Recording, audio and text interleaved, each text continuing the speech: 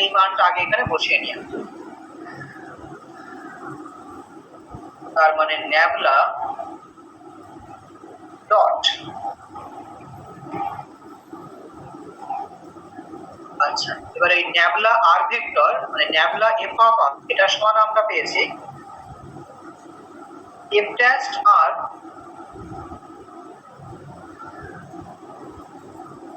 Master নিজেও খুব কঠিন করেই ভাবছে তার সঙ্গে আর ভেক্টর।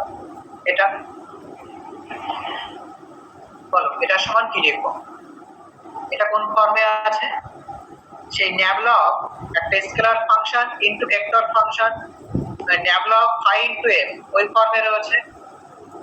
তাহলে এটা সমান কি লিখবো আমরা?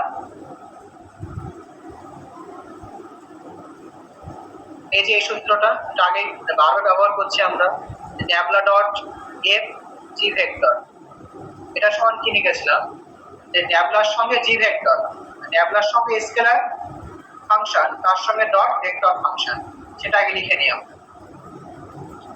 তাহলে এখানে দেখো প্রথমে কি আসবে ন্যাবলার সঙ্গে, আচ্ছা এখানে স্কেলার ফাংশন কোনটা? F dash R by R, F dash R by R. হ্যাঁ, স্কেলার ফাংশন হচ্ছে F dash R by R. আর দেখতে ইচ্ছা হচ্ছে না, স্যার চোখ নষ্ট হয়ে যাবে সব দেখতে গেলে।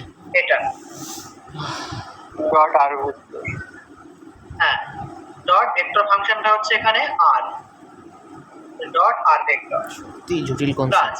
তারপর কি লিখেছিলাম দেখো স্কেলার স্কেলারটা বাইরে বেরিয়ে আসে ন্যাবলার সঙ্গে ভেক্টর ফাংশনের ডট প্রোডাক্ট। তাহলে এখানে স্কেলার বাইরে বেরিয়ে আসবে, তার মানে বাইরে কোনটা আসবে এখানে বলো? আর বাই আর। হ্যাঁ এফ ড্যাশ আর বাই আর, এটার সঙ্গে কি হবে ন্যাবলা ভেক্টরের সঙ্গে ভেক্টর ফাংশনের গুণফল, তার মানে কোনটা এখানে আর ভেক্টর। দেখো বুঝতে পারলে কিনা?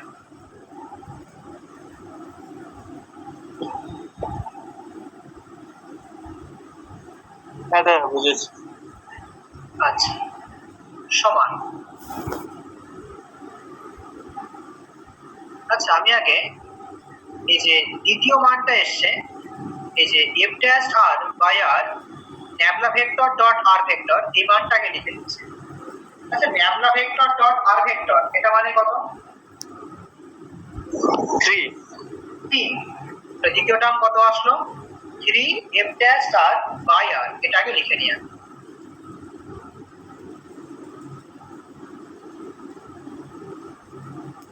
প্লাস 3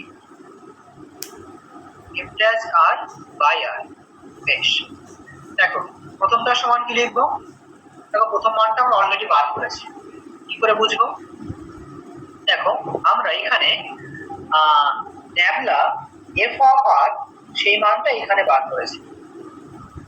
এই যে ন্যাবলা এফ অফ আর এটা সমান পেয়েছি যে F dash R by R R vector, এটা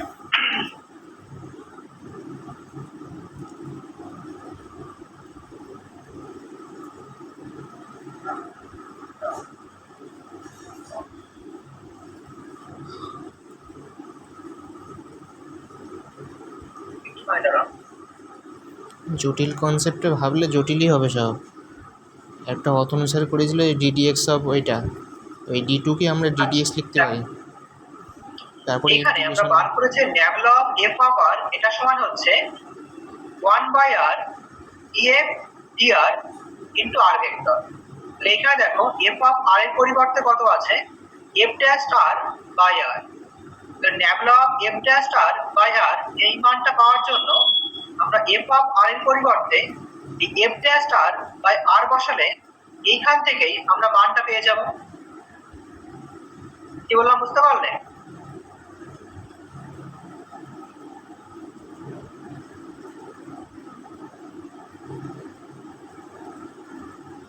আবার বলো। দেখো এখানে nabla of F of R সেই মানটা আমরা বার করেছি যে 1 by R DF DR R vector.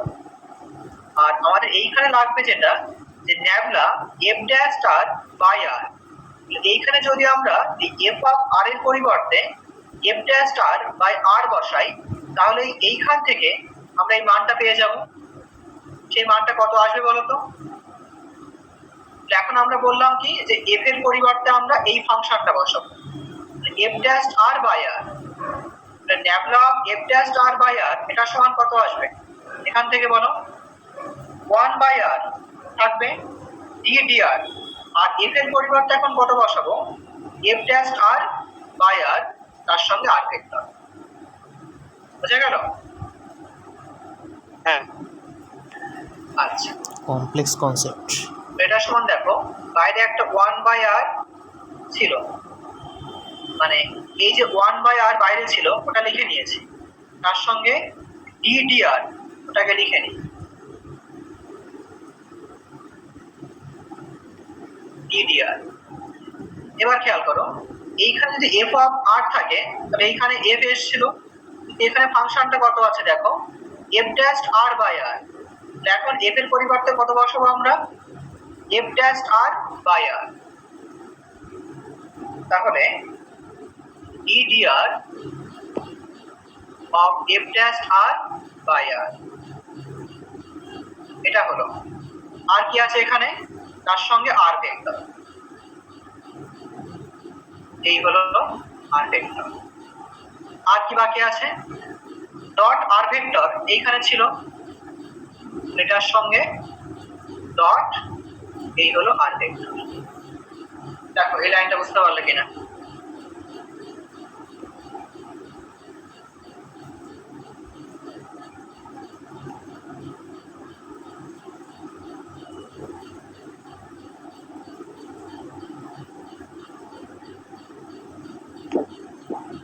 ঠিক আছে। সবাই বুঝতে পারলে এই লাইনটা? হ্যাঁ দাদা। আচ্ছা, এবার দেখো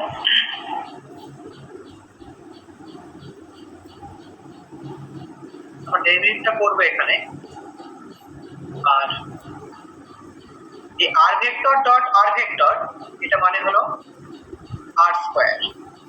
দেখো ভেক্টরটা ডেরিভেটিভ করলে কত হবে?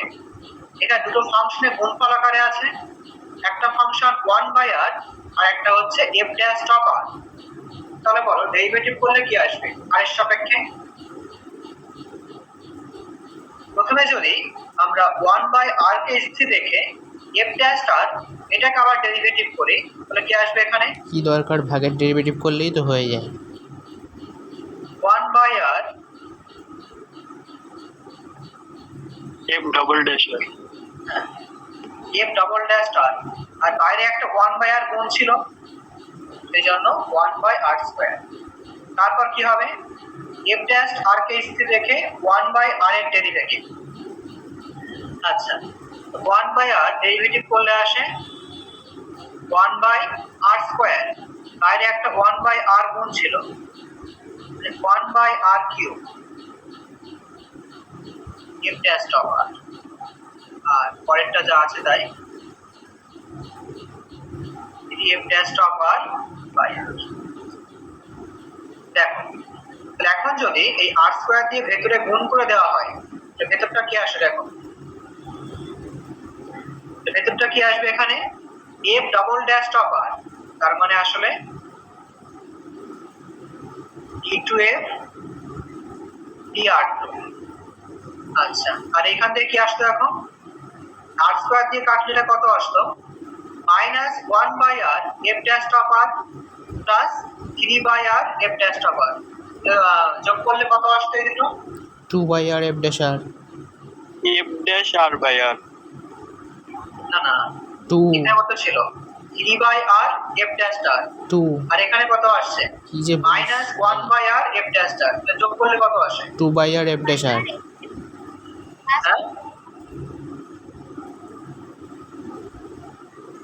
2 F dash R by R. হ্যাঁ 2 বাই আর এত পরে বলতে এফ পেরেছি। ড্যাশ আর, যেটা মানে আসলে এফ ডি আর। দেখো এটাই প্রমাণ করতে বলেছিল যে ট্যাবলা টু এফ অফ আর সমান d2f dr2 plus 2 df dr। এই যে এটা একটু দেখে নাও, তারপর পরের পার্টটা বলছি।